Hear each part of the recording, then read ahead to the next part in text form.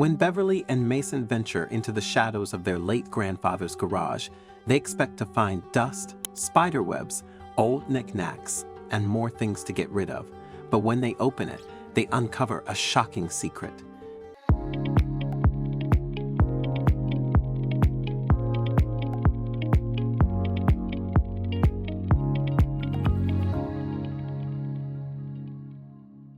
Beverly and Mason's grandfather, Lawrence Jones, passed away peacefully in his sleep. It wasn't so much his death that surprised them, but that it happened quietly in his sleep. Lawrence had been an adventurer all his life, with the oceans as his home and his boat as his living room. Beverly and Mason recall that he had a favorite song, "I Will Die With My Boots On." Lawrence often scoffed at the idea of death, always telling them that life was the only certainty they could count on. The idea was to live fully until the inevitable came. For Lawrence, that inevitability arrived during the night. Now, all that remained was to clear his modest home and put it up for sale, a task that fell to his only two heirs, Beverly and Mason.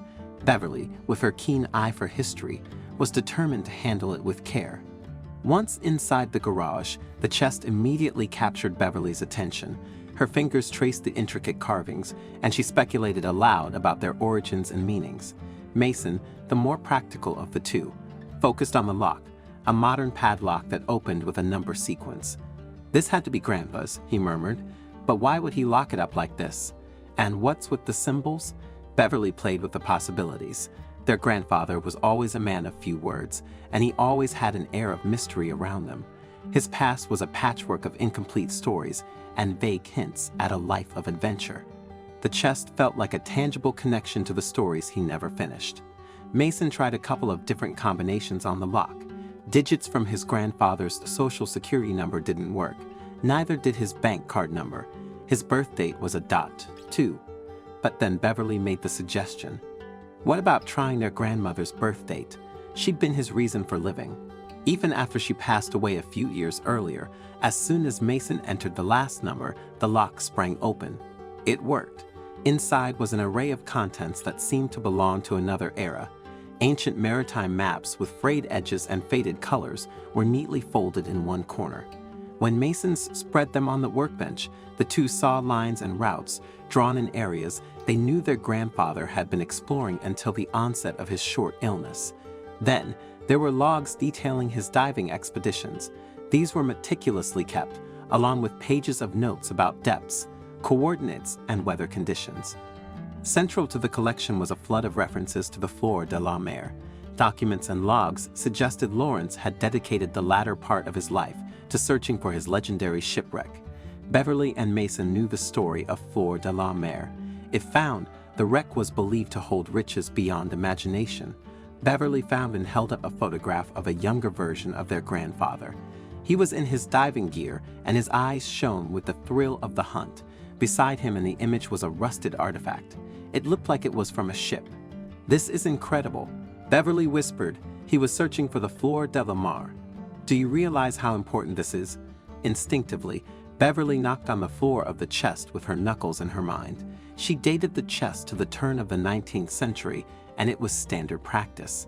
They furnished lockboxes like these with a false bottom. The slight hollow sound confirmed her suspicions. She traced the edges of the bottom and found a small hidden latch when she pried loose. One side of the false bottom was lifted. What they saw in the space it revealed took their breath away. Mason was unsure, but Beverly knew exactly what it was. She reached out with a shaky hand. Her fingertips touched the single coin, and she lifted it to the light so she could see the face. It was unmistakably ancient, and she was right. It was a gold ducat. Roman Emperor Maximilian started minting these coins in Austria in 1511. That was the same year the Fleur de la Mer went down. When she explained this to Mason, he said, "This changes everything." He found it. He actually found it. The implications were staggering. In 1985, Nell Fisher discovered the Spanish galleon Nuestra Señora of the Flor de Quis. Lawrence had been a part of that expedition, and it was still hailed as the greatest treasure ever found. The wreck yielded 24 tons of silver, 125 gold bars, 1,200 pounds of silverware, and more. It was estimated to be worth around $450 million. If their grandfather had indeed discovered the location of the Flor de la Mar, it could quite possibly yield even more, and the gold ducat implied he had. For the next few days, Beverly and Mason spent their time in libraries trying to retrace their grandfather's quest for the Flor de la Marche. They worked their way through various collections at the Maritime Museum and made an appointment to speak with a local historian. He knew Lawrence well and regaled them with stories of their grandfather and his fellow maritime treasure hunters. Everybody, fellow adventurers, historians, and maritime artisans alike, was touched by his passion for the ocean's secrets. In the meantime, there were other affairs to be put in order. During a visit to the bank to clear up Lawrence's financial affairs, they were taken to a security deposit box registered in his name. Once alone, Beverly turned the key and opened the lid, revealing a collection of breathtaking artifacts. Precious stones shimmered with secrets, and a fragment of ancient wood, weathered by centuries underwater, lay inside. Each item was labeled with the date, coordinates, and the words Flor de la Marche. Beverly and Mason realized their grandfather had not only discovered the wreck of Flor de la Mar, but had dived to retrieve the artifacts. These items connected them to a ship that had become almost mythical in maritime history. He had accomplished the impossible but chose to keep the extent of his discoveries hidden. Maybe he wanted to protect the treasure, or maybe he just understood the dangers that came with such a find.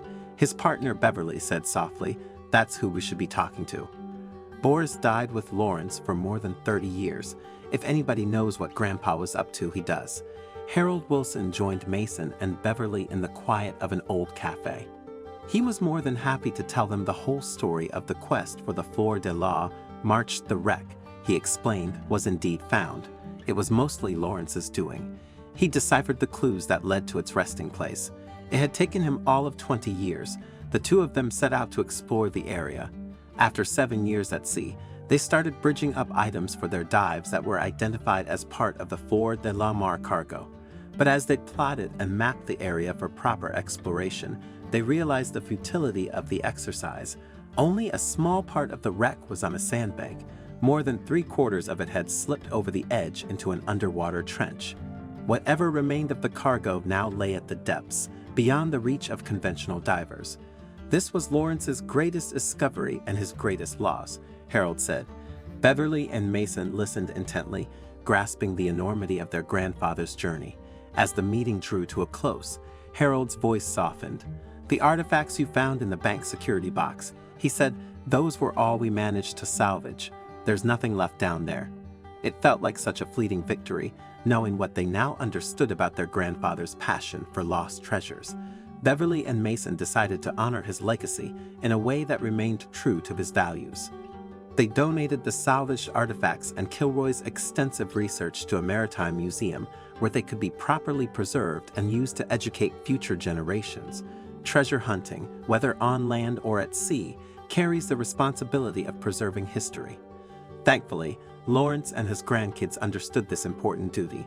I'm really keen to know your thoughts on this story, so please don't hesitate to share your insights in the comments section below. If you enjoyed this video and found it engaging, I invite you to subscribe to our channel for more similar content. Feel free to share this video. Take good care of yourselves, and I'm excited to connect with you in our future videos.